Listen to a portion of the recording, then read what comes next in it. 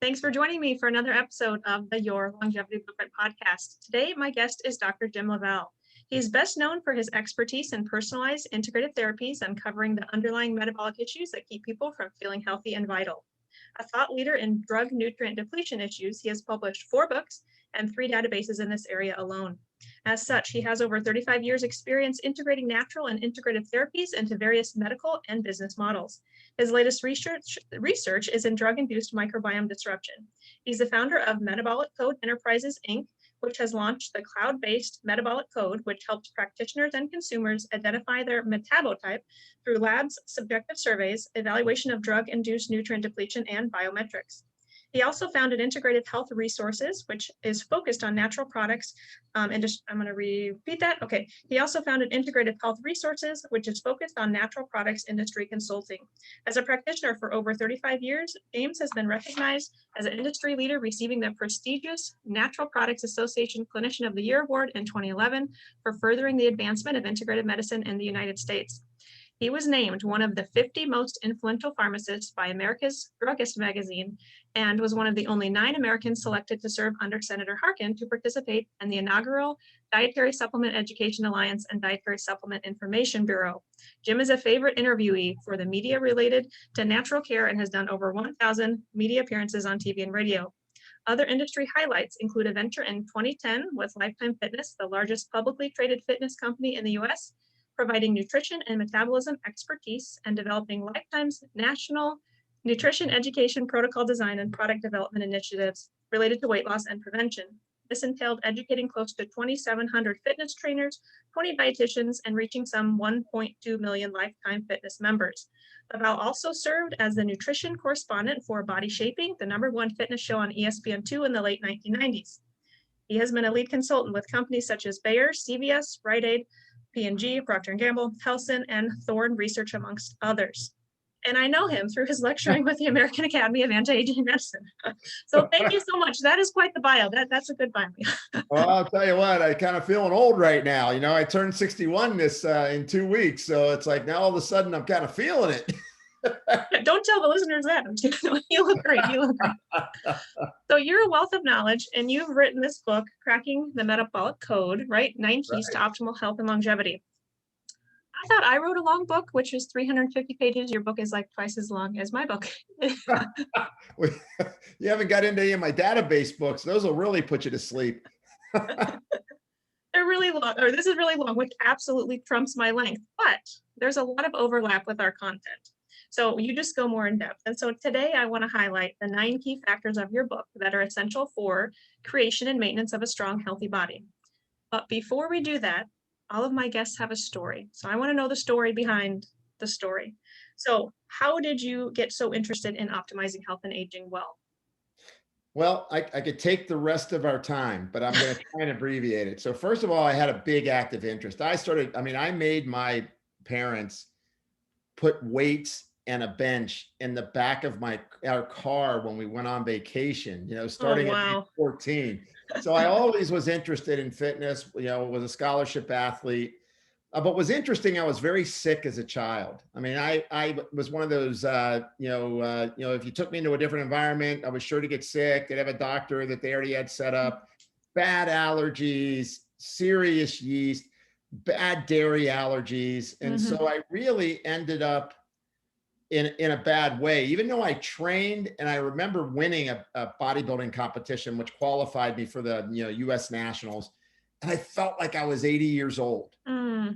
And so I went to someone who cleaned up my gut, talked to me about adrenal stress, talked to me about blood sugar regulation. And this is why I was just finishing pharmacy school.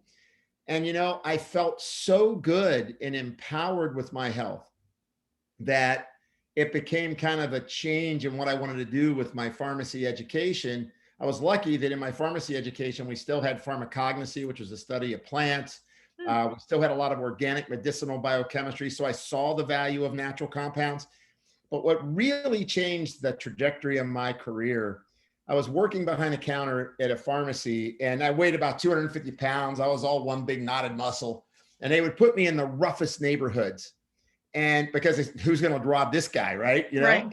And so one night a lady came up to me, she gave me a prescription for a diabetic medication. There was a pharmacy grocery store combination called Kroger's, big national chain.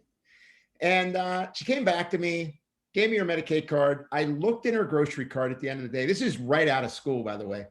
And I looked at her, I looked at the cart. My grandmother was a fingerless, toeless, blind diabetic. All my aunts, uncles, my dad, I understand diabetes really well. And because my grandmother used to feel my face with her little nubs because she couldn't see me to see how I grew, right?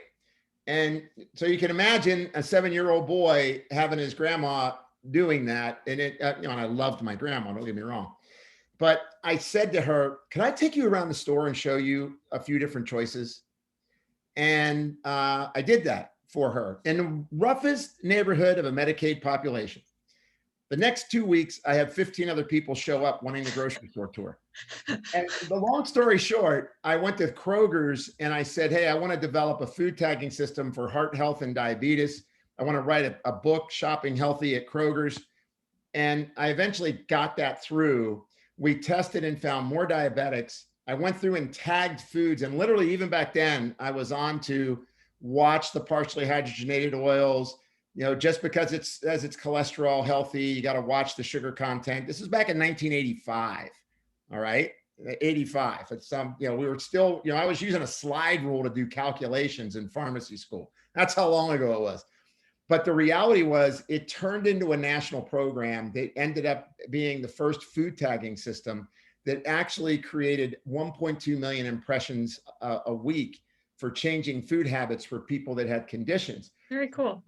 Well, yeah. And but what it really showed me is if we just focus on the one person sitting in front of you or standing in front of you to change their life, it can go to millions of lives. And that's kind of how I've, led my career since then and got passionate about it. So I've been doing this now all of my adult life. And I just did my true age test. And at age, going on age 61, I'm actually younger based on biological age during the Horvath method, which for a male in the US is incredibly rare. And my gene pool is bad. It shows you that longevity works and what we do to help people. I personally, just did that test about 6 months ago. Yeah. And I was like, you know what? I feel pretty good about it. You should. Yeah.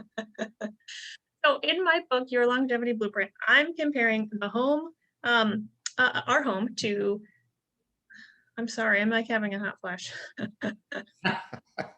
Just a second. This is why I'll pause. And I'll talk to you about my adrenal stress when we're done with this. Okay, let me start over. That's why I like editing. So in my book, Your Longevity Blueprint, I'm comparing the home, right, to our body. And so chapter 6 is all about comparing the heating and cooling system of the home to the endocrine system in our bodies. And this is pretty much covered all in section 2 of your book with your first 3 keys to reclaiming your metabolism. So I want to go there.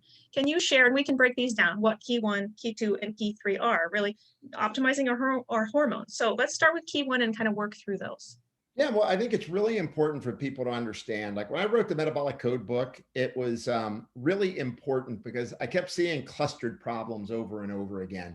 And so when you look at, adrenal, blood sugar, and thyroid hormones and the relationships that those 3 hormones have together, I try to cover that so you understand the relationships between those 3 big hormones because and now the way I teach it at A4M is I call it a triad. It's the energy triad. It's how you make energy. When your adrenal hormones and cortisol is in balance and your circadian rhythm is good and you wake up alert, you go to sleep at night and you have deep sleep and you're not feeling overcommitted and stressed during the day, and that bag of potato chips isn't your best friend when you get home at 5 o'clock, you want to hug it and love it. When that's not happening and your weight is where it should be, those relationships are generally good. But the problem is that when your adrenals get under stress and you start to put out inappropriate amounts of stress hormones, and the advanced problem is that you flatten the curve.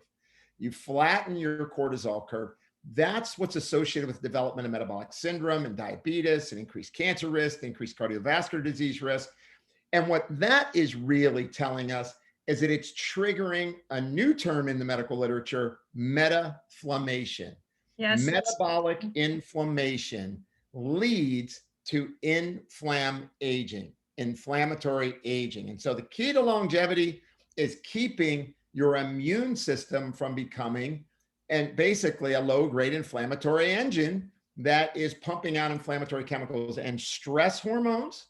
So when you pump out a lot of cortisol by default, your body's going to have a higher blood sugar because your body thinks you're going to get ready to fight a white tiger. You better have that blood sugar in there. And so have that blood sugar ready in your bloodstream. And the problem with that is once you start to have higher blood glucose, now your body has to make more insulin. And insulin's the most inflammatory molecule in your body when it's made inappropriately. The number one cause of plaquing of your arteries is actually inappropriate glucose response after a meal. And so stress response is huge. And understanding that, hey, I'm not stressed. I just stress eat at night. I can't stop going to the refrigerator. I can't stop hitting the chips. Gee, I'm perseverating. I'm making a list for my list, but I'm not stressed. We tend to, right? We tend to associate, That's right? Me. Yeah. Right? We associate, stress with, oh, you're a nervous ninny. Not really. Stress can be good. You got to watch your blood pressure. You got to watch your heart rate. If your resting heart rate's above 62 beats a minute, that means you're probably sympathetic dominant. And I haven't heard that. Over 62 beats a minute. Good to know. Okay. Yeah, and I'm checking mine right now. I'm at 59, even in the middle of this exciting interview. So I'm feeling good. Wow. So the point being is that those first three relationships of adrenal, thyroid, pancreas drive if your body is going to make energy, if you're going to have good neuroplasticity, meaning, hey, my mood is good, I feel competent, I'm not overwhelmed, I'm not feeling anxiety, I'm not feeling agitated. And the fact that with thyroid hormone, it's driving, how do I absorb nutrients? How do I burn fuel? Is my mood good or not? And that's just a real quick, drink it from the fire hose of, those relationships of, triad one or that adrenal, thyroid, pancreas relationship that I detail probably too much in my book. But I think people need to understand how their body works. They do. If you don't understand how something works, you're just kind of going, wow, I never realized why I go for the M&Ms at 3 p.m. every day at work. I didn't get that. And when you calm the stress hormones down, now I don't crave it. And now you can start to, maybe get your metabolism back on track, lose some weight. Let's talk about that. So I know you talk about top supplements for metabolism in your book as well. So maybe we can, and the answer is not just take the supplement. To be very clear here, the answer is not take the supplement. The answer is change the lifestyle. So you need less of the supplements. But what are some top nutrients or supplements you would recommend for adrenal health and thyroid health and blood sugar or pancreas health? Can you go into those? Yeah.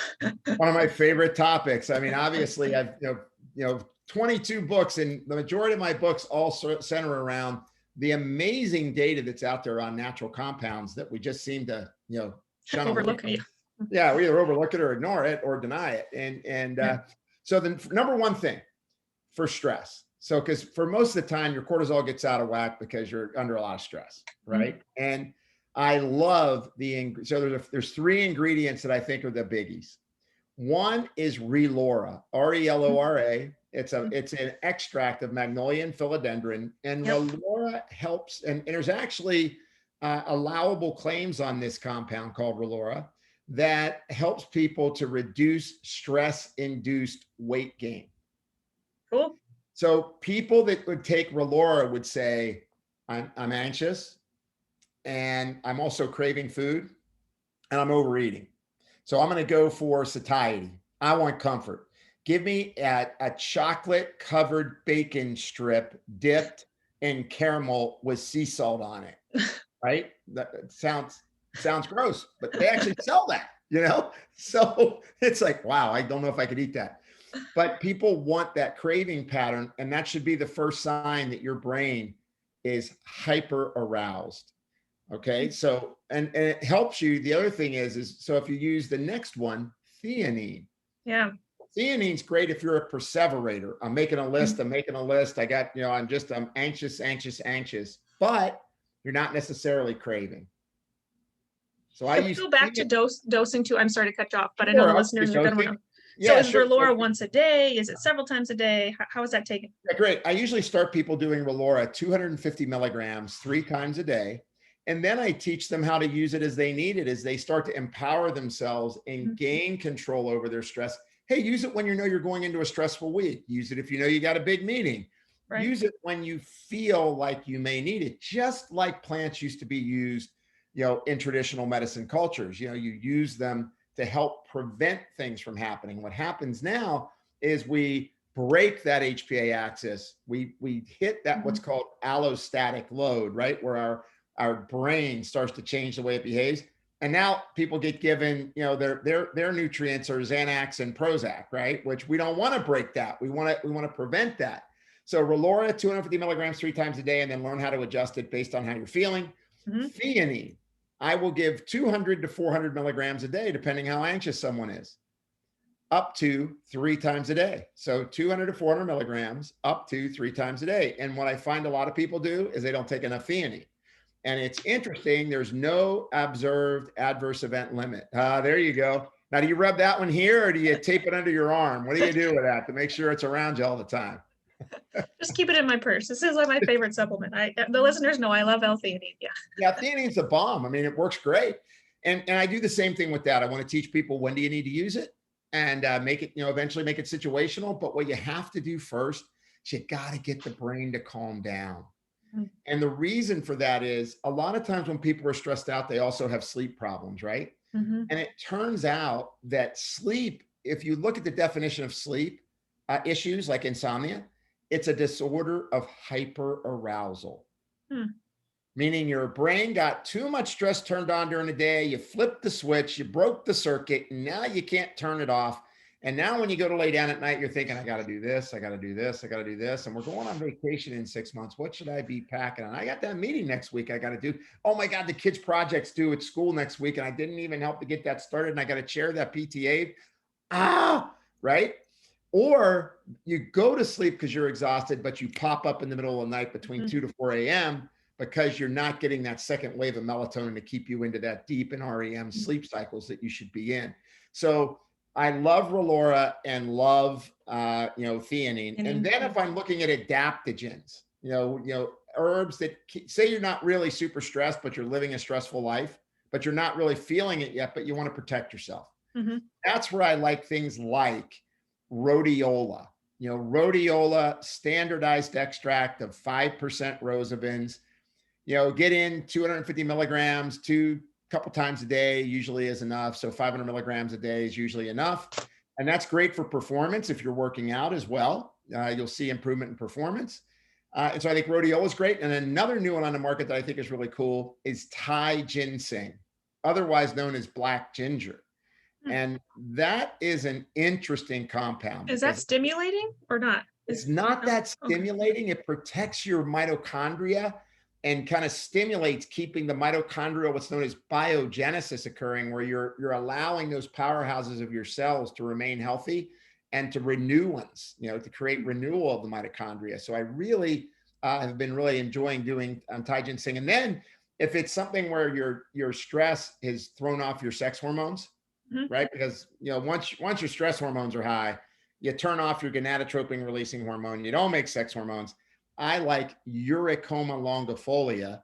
And so Uricoma longifolia is an herb that's been used for quite a while in Indonesia. And that particular herb, you typically will take 300 to 600 milligrams a day to get an effective, improvement in getting your testosterone back on board.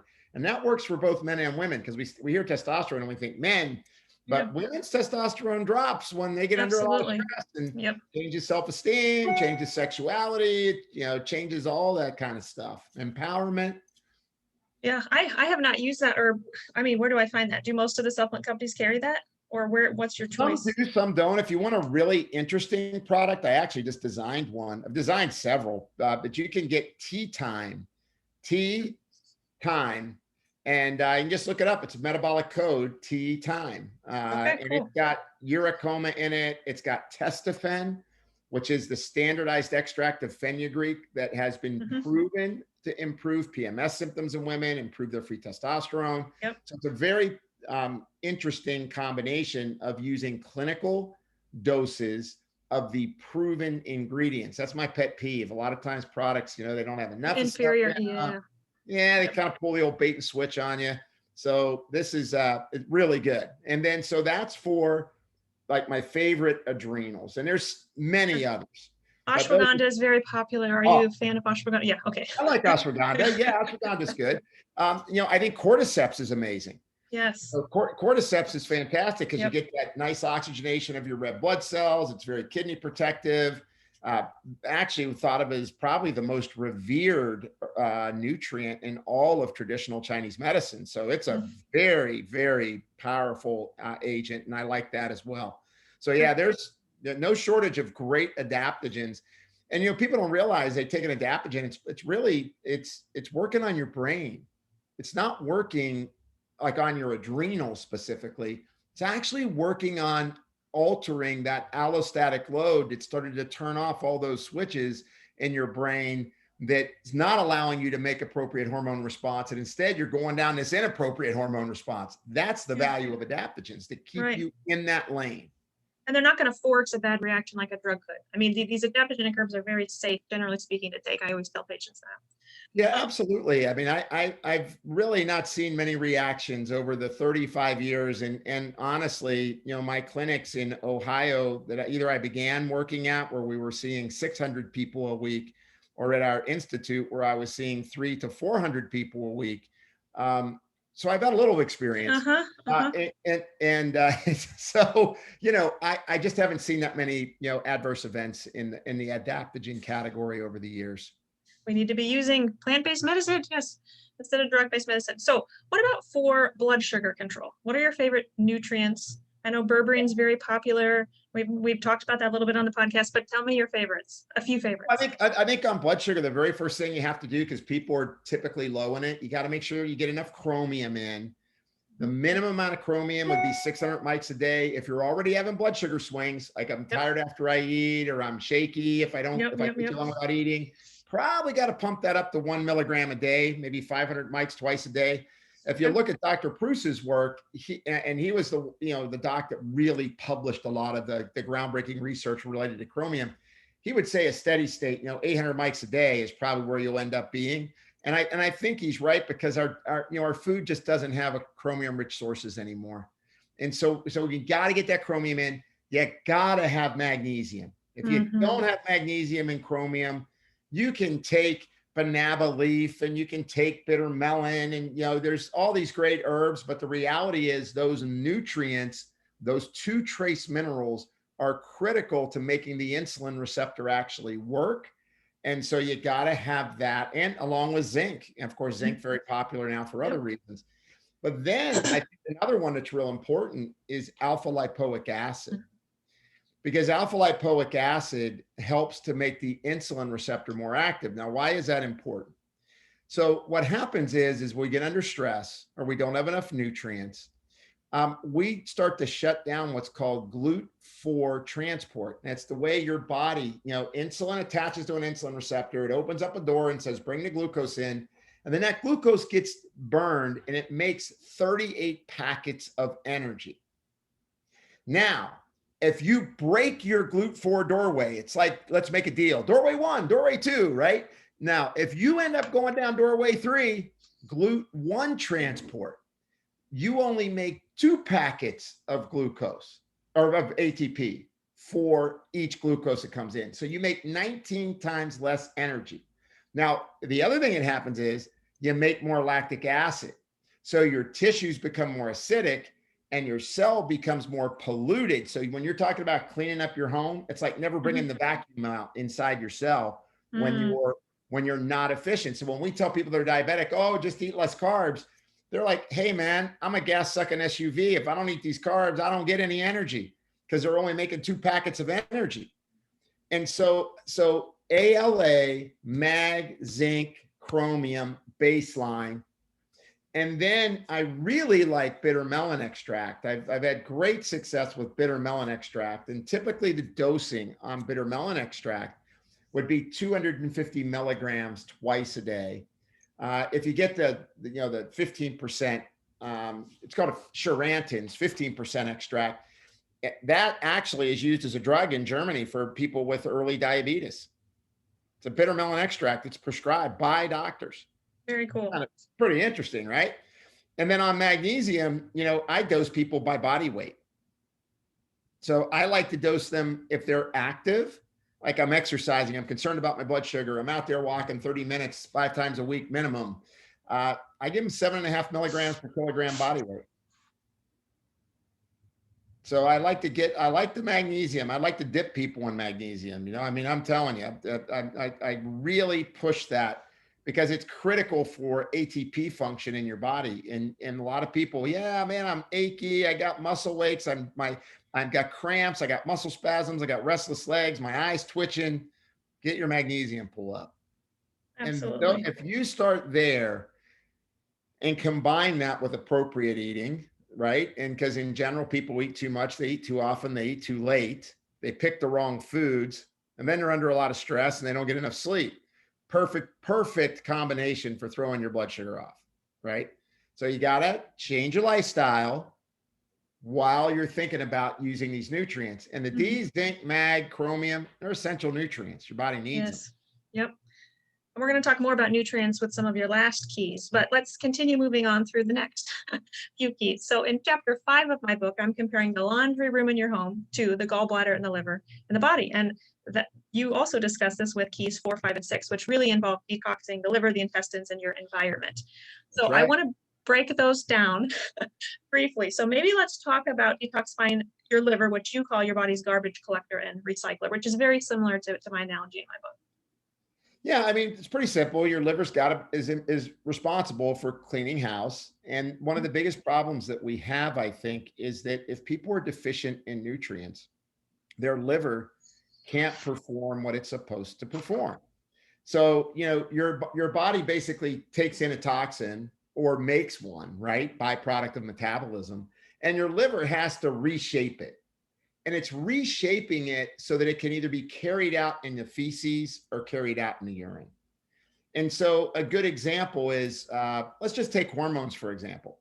If you make estrogen and you're on a high saturated fat, high sugar, higher carb diet, not eating a lot of plants, not getting in fiber, your body will start, the microbiome in your body will start to make an enzyme called beta glucuronidase.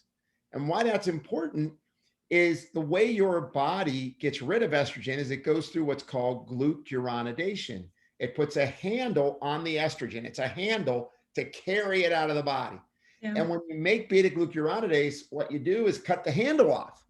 And so the estrogen then recirculates and then can store in tissues, and men and women can both enjoy estrogen dominance, which really isn't joy. It's a problem because you gain weight, and in women, you can develop things like ovarian cysts and fibroids and endometriosis. And of course, the metabolism of those, estrogen hormones also drive that pathway. And in men, of course, it can lead to things like BPH, basically, a swollen prostate, right? BPH.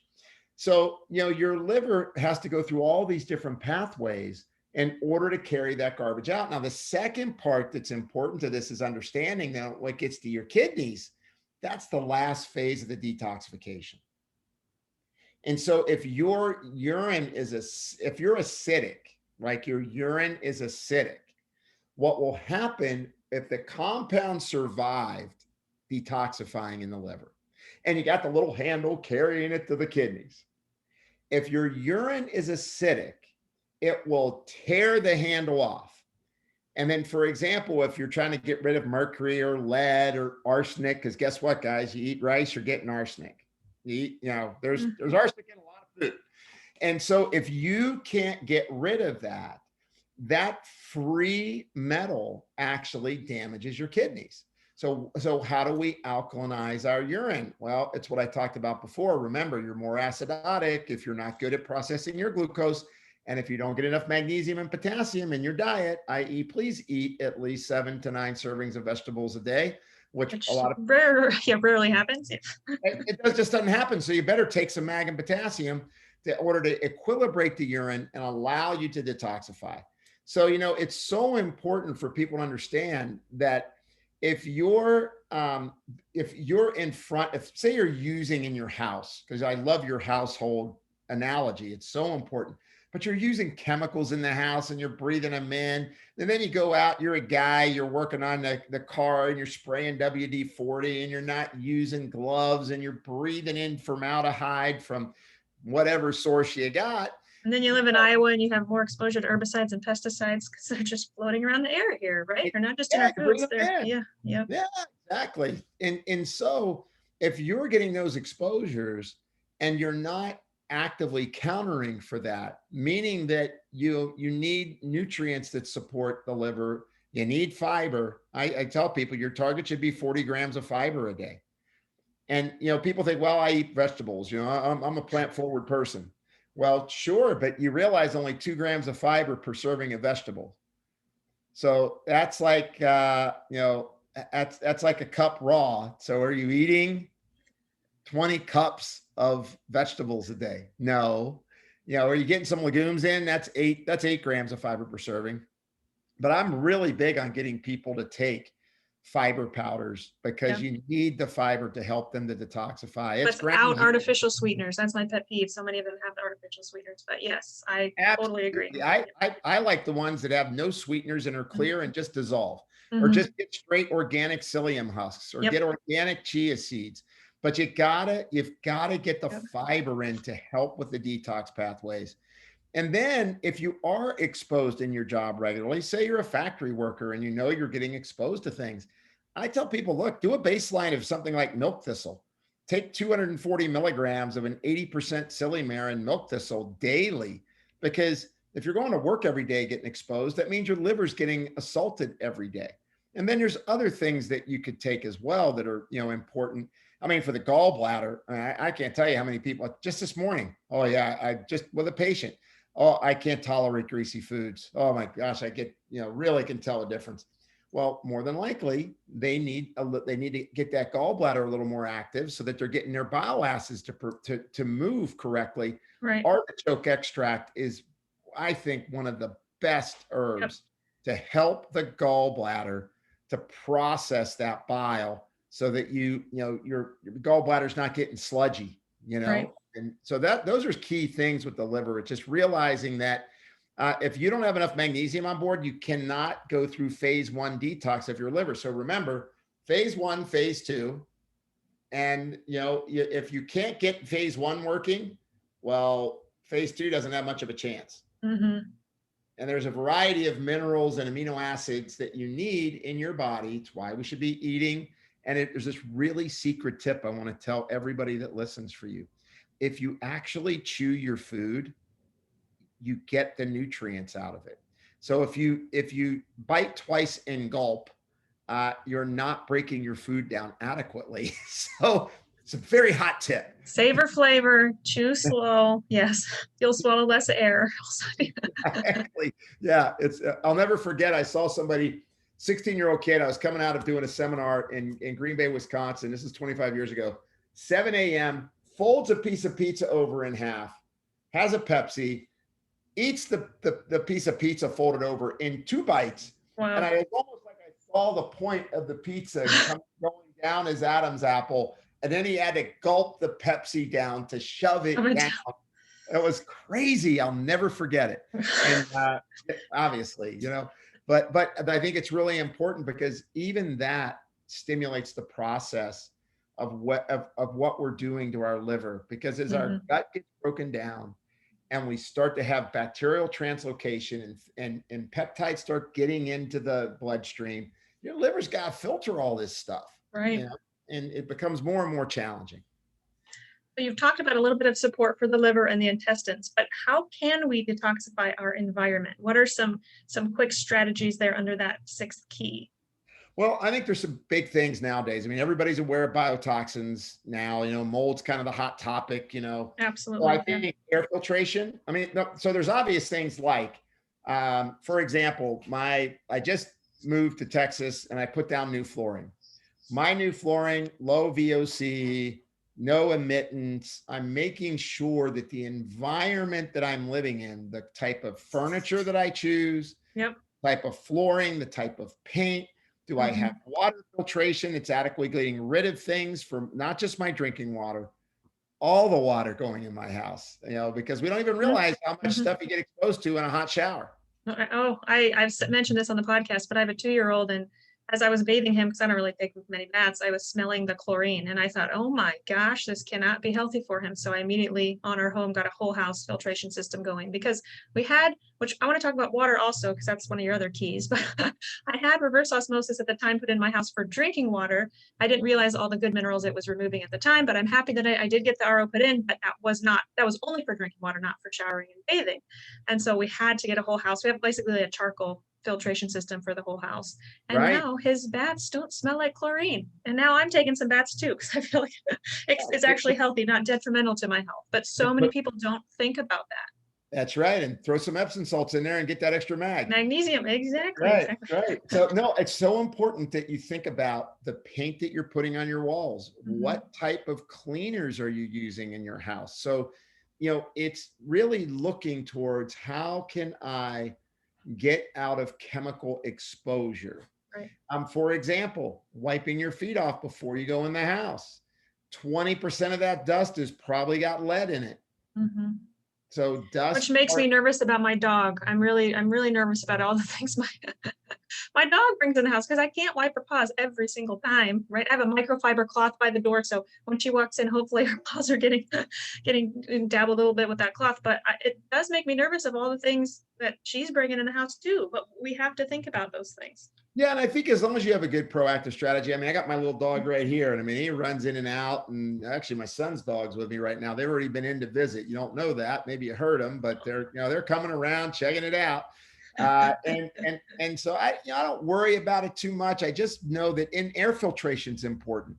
Yep. I got to tell you, especially if you had a water damaged building, if you had some moldy problems in your house, and even if you corrected it, you should. I'm going to actually grab him. Because he's barking and I didn't shut the door.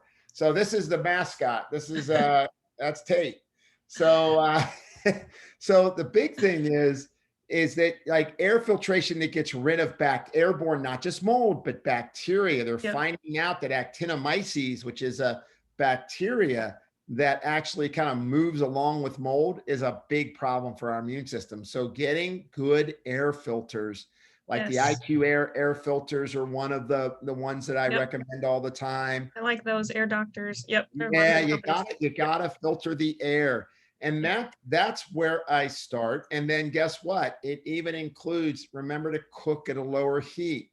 Let's don't oxidize oils in the air that we're breathing in as droplets. I mean, it's really starting to understand, you don't have to, like what I try to do with people is empower them. Like I don't want them feeling scared. I want them feeling empowered in developing a lifestyle that's promoting them becoming the best health that they can have.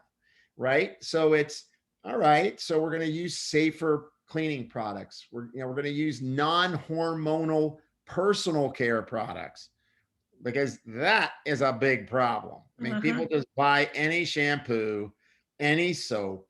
They, detergents that are fragranced. Even tampons. Yeah, women use chlorine soaked tampons again. Like, no, don't do that. Right, exactly. So it's I think those are the things that I think are important that people do. Water, incredibly important. And then, we are getting to that point where people are starting to get smarter. I mean, I can tell you right now, over the years, I've had people where, they had lung cancer, and we challenged them for, looking at their toxic metals. And they're like, well, I never smoked, but they were a distance runner and they ran outdoors during rush hour for years. And so they're breathing in all of that. So it's even being smart about where you choose to play. Yep. Literally. You got to think about those things. Yep. We'll keep moving along to further keys here. So we're going to come back to nutrients for a moment here. In chapter 4 of my book, I'm talking about the importance of having the nutrients necessary to open doorways, essentially having the appropriate key, right? The appropriate nutrient to be that cofactor to help certain reactions in the body occur. And so I love it when my guests are speaking the same language, and you talk a lot about nutrients. You already have today talked a lot about nutrients. Key 7 is all about getting the most we can from what we eat. And you already mentioned to chew your food and eat more slowly. But how else can we get the most from what we eat, which is key 7? Well, I think the first thing is pick the best food you can. That's number one. I mean, I'm huge on people, buy local if you can. Yep. And then obviously organic if you can, Mm-hmm. or biodynamic. If you can't afford to buy organic, because there's people that can't. And although I go to like things like cost plus wholesale grocers where they have organic food there, and it's local. And so it can be affordable. You got to look around. Yep. But if you can't, then you got to go to the environmental working group, and you got to look at the dirty dozen that they post and the clean 15 that they post, and try to limit the amount of things that you're picking. If you're not buying organic, stay away from the dirty dozen, the ones that are getting sprayed a lot. Celery is one of the worst.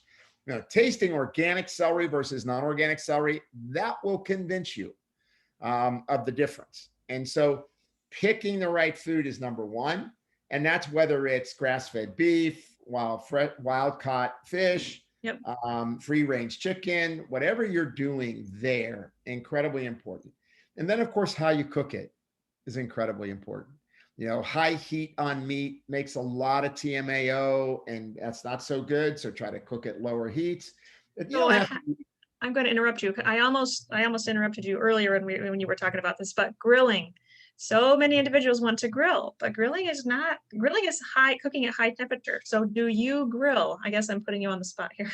Well, you're not, because I do grill, but my grill, I do an egg, and I keep the temperature at 300 degrees so that it does not get, black grill marks. Sure. Instead, it's like cooking in a clay oven, basically, right? Sure. So you're getting a moist, low temperature cooking of if I'm, doing chicken or doing meat. I'll do it that way, but I don't do the 600 degree sear, because that definitely could. And if you are going to do that, you need to season your meat. So there's great studies showing that when you use rosemary or you use basil or you add avocado to it, you dramatically change the oxidative value of that food. So there's wisdom in why traditional cultures use so many herbs with cooking, because it's actually very protective for your body. Now, that doesn't mean I'm saying grill all you want, but at the same time, I think you can enjoy the function of grilling, which is fun. It's social. We enjoy it. But for us, it's always low temperature. My husband's been looking at those eggs, so he may have to get one of those. I'm telling you, your Father's Day is coming up, I think. I know. That's a biggie. And I'm telling you, it's fantastic. It really makes the best tasting meats, because you're not, just like flash heating it. You're really safely grilling it, and it's, juicy and tender and wonderful. Awesome. Good to know you approve. Okay, let's come back to water, and even drinking water. So I mentioned I put reverse osmosis in our house. So I have to ask what you put in your house. I know you like structured water, so let's talk about that. And are you for or against RO? What RO is my favorite. I'll just make it quick. RO is my favorite water. I mean, but I'm big on water research, right? So I'm big on, I've written papers that have been published on hydrogen water, for example, because it becomes a wetter water. We either, when you start to change the dipole of the water, meaning the water molecule angle that the H2O, so you got two H's and one O, the angle that they're at makes it a wetter water so that it can absorb better. So I love taking RO water and then doing hydrogen water with it, so I really get it to be very absorbable in smaller chains. I'm not a big fan of alkaline water. I mean, I think that people drink, well, it's good. I find, and I found this talking to people, when they drink a lot of alkaline water, eventually it changes your digestive function. Sure, You sure. think about your stomach, is it, say you're at a pH of 3 or 4, and then you drink a bunch of, this is just basic pharmacology. We did these kind of tests. I pour a pH of 8 solution into a pH of 4 bucket. I'm neutralizing my ability of that hydrochloric acid to break down foods in the stomach.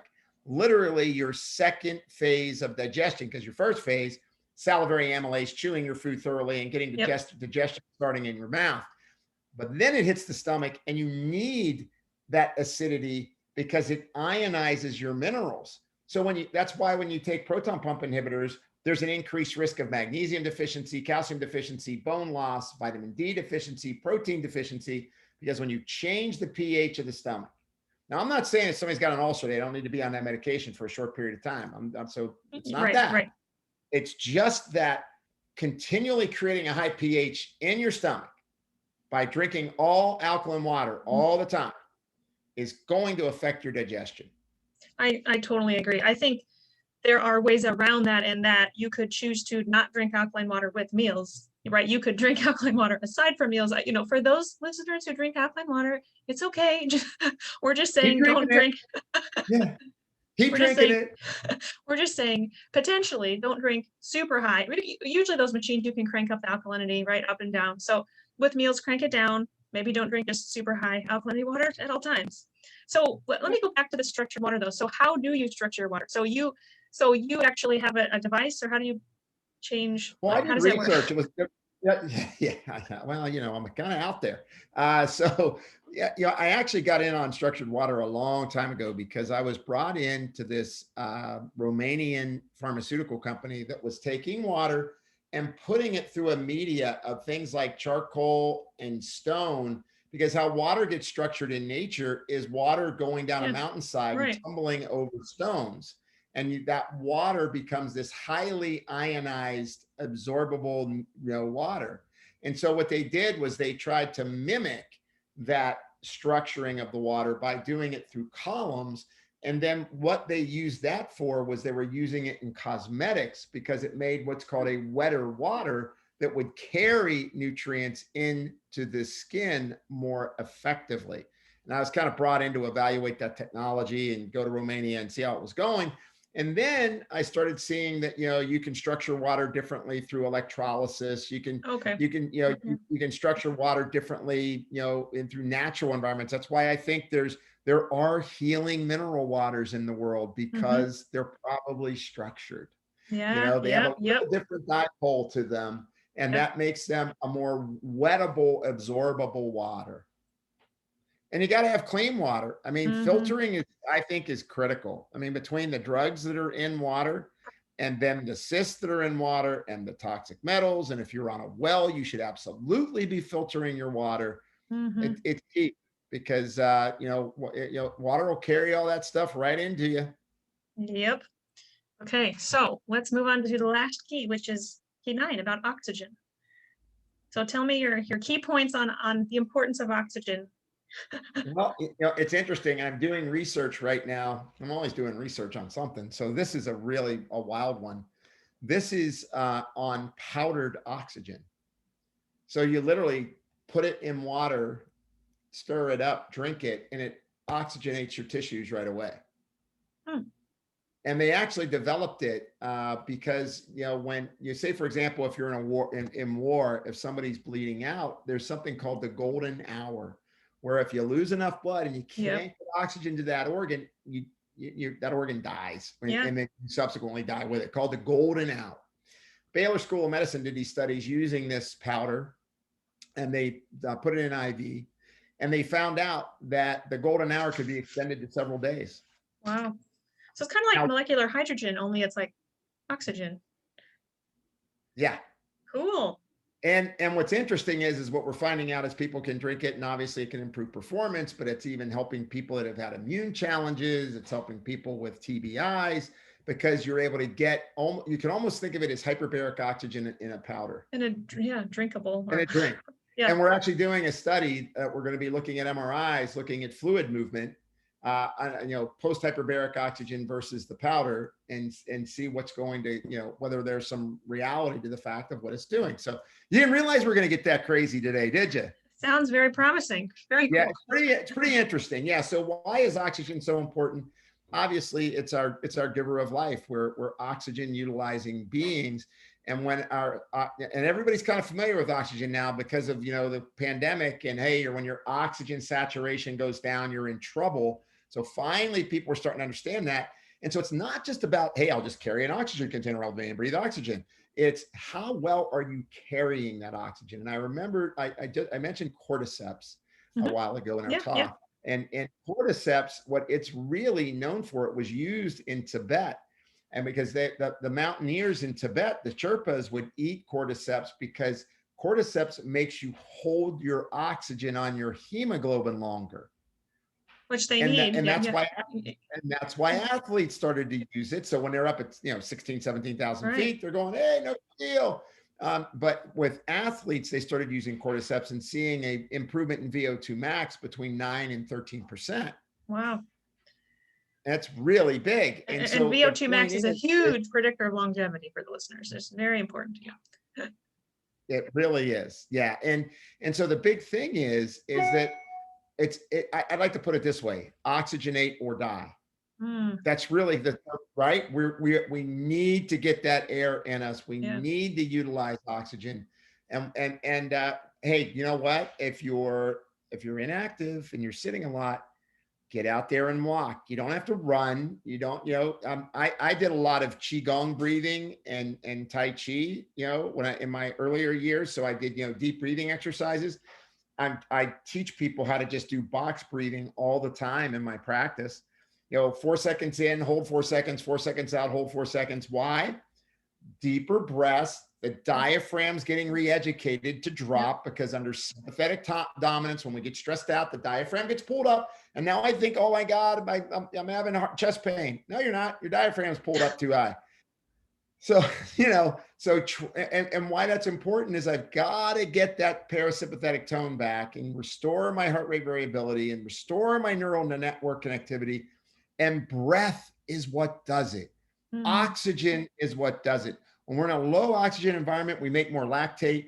When we make more lactate, we trigger more anxiety and more sympathetic tone. So we make more adrenaline, noradrenaline, and we trigger more nervous system hyperactivity. So oxygen, super important. Love it, love it, love it. I have to ask, I don't ask all of my guests this, but I want to ask what a day in the life of Dr. Lavalle looks like. Can you tell us some of your habits? I mean, you have aged very gracefully. So are you comfortable sharing with us some of your top tips and habits that you have incorporated that have served you well?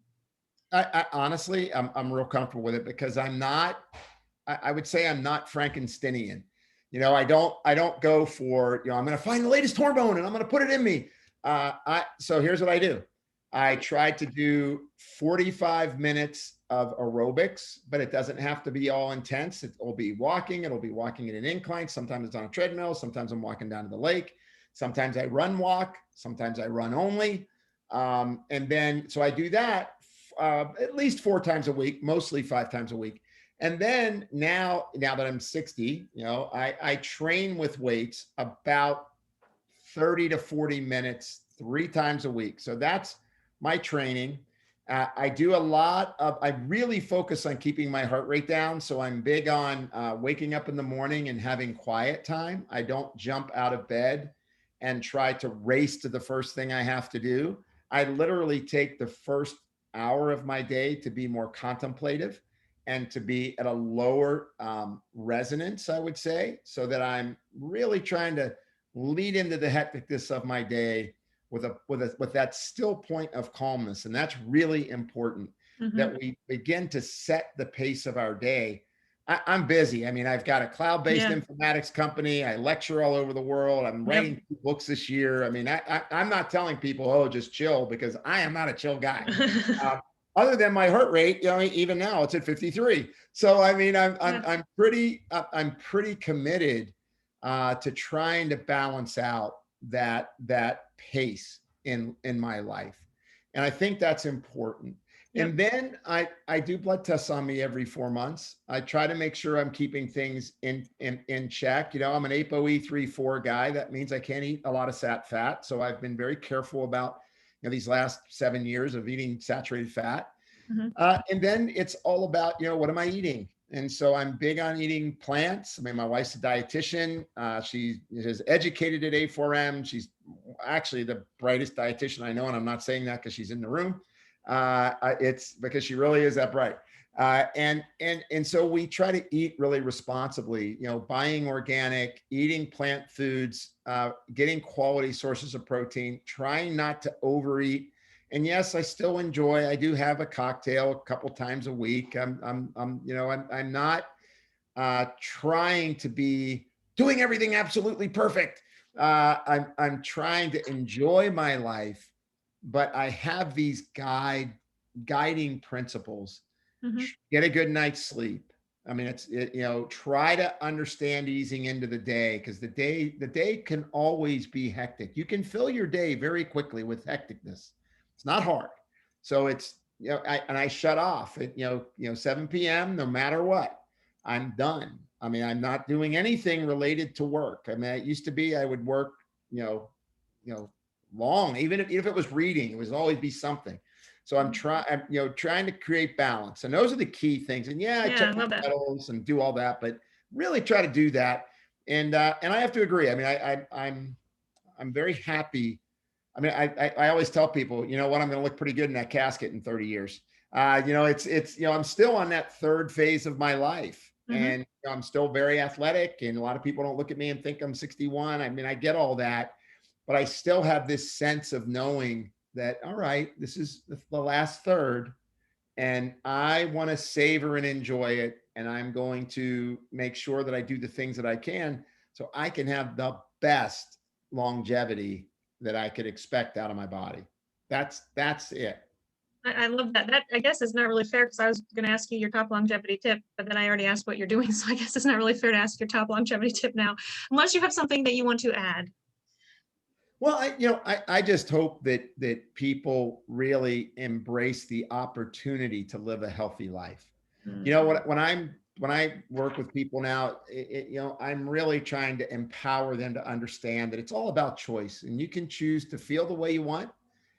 But here's the path, and here's the selections that you need to make in your life if you really want to be successful with managing your health, and enjoying your loved ones as long as you can. And I would just encourage people to create choices that allow for a lifestyle and not out of restriction. Mhm. Because when we restrict things and we limit things, and I'm on a modified FODMAP diet with slightly plant-based, ketogenic, vegan, all of a sudden I have four foods to pick from. When we really start to restrict ourselves and feel like we're putting ourselves in a box, typically you're going to break out of that box and you're going to break all the rules you made for yourself. And so why not create things that are your free will and your empowerment? So that's my top longevity tip and the way I feel. Well said. Well said. Tell us where listeners can find you, kind of where your websites are, and I understand you have some free downloads on them as well. Sure. Yeah. JimLaval.com. That's a real easy one. You can go to JimLaval.com, and it's got ebooks, and there's some free downloads in there, and there's where my books are and where I've spoken and all that stuff. And then if you're interested in metabolic code, and that's our cloud-based information system that kind of evaluates where you're at and clusters what area of your body you need to work on the most, Yeah, that's just metaboliccode.com. we will post links to those in the show notes. All So right. thank you, Terrific. thank you so much for coming on the show and reminding us that change is in our control and there's something we can do to better our aging processes. So thank you for sharing how we can increase our longevity. And I just want to thank you also for educating providers like myself so that we can reach the masses and ultimately work to prevent chronic disease in this population. So thank you for your passion. Thank you so much. I mean, I love that. Thank you so much.